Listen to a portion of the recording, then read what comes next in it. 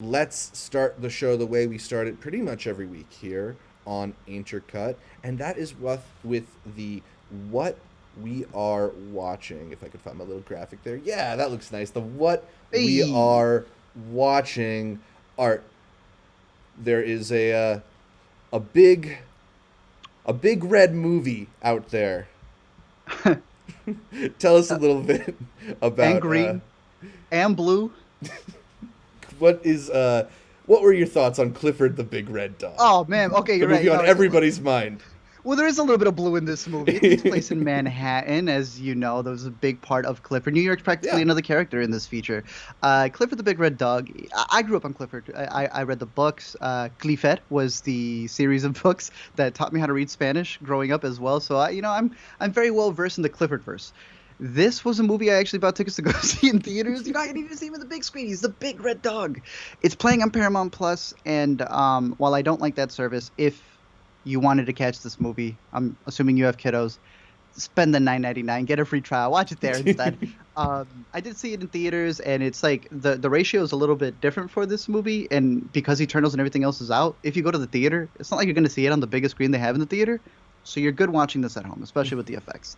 It is pretty much an updated story of what Clifford is supposed to be for this little girl who adopts them. They're down on their luck, but they own like a three-bedroom apartment in New York. You know what I'm talking about, Zach? Hmm. And it isn't until she finds this dog where they tell her, this dog will grow depending on how much you love it. And Zach, she loves it. It grows to be this massive, insanely big dog that's red.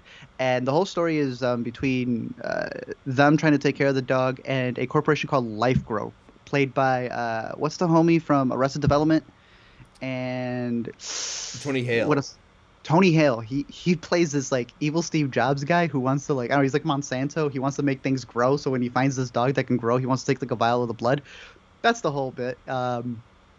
The uncle is played by the brother in Jungle Cruise. I know he's probably bigger to the Brits over here, or over there, and that's like a really big aspect to his character. He's a schlob, and he is speaking in an American accent, always joking about how he's going to use his English accent as a disguise.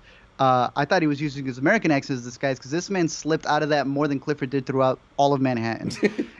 It's an okay movie. It's definitely siding more on the kids side of films where it's just like a bunch of different gags that they do, but they slip in a lot of adult jokes in Yeah. there for You think sure. but is it enough to like entertain No, an adult viewer, you think, or is it no, just like little pittances here and there? it's enough for an adult viewer to go like, okay, Clifford's inside because he lives in a truck, bro. He doesn't even have a house. He lives in a truck, and in the moving truck, they're hiding Clifford, and Clifford's moving the truck. And there's a lady walking around in New York, and she sees it, the truck going, and she goes, huh, and then just continues. That's the adult jokes, Right. right? So you as an adult are just going there like, what? And then it moves on, and then it's like continuous just kitty jokes for like 15 minutes until the next one where he says, "I went to Burning Man." So no, I don't think it justifies the adult perspective there, but it's not a good movie in any way, shape, or form. But I think for what it's intended to be for kids, save the money in the theaters. I don't think you need to go there.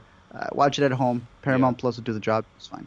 And you can rewatch it and rewatch it again when you have that streaming service at home, Not which I like Trolls, where people racked up like $100 just on the rewatch.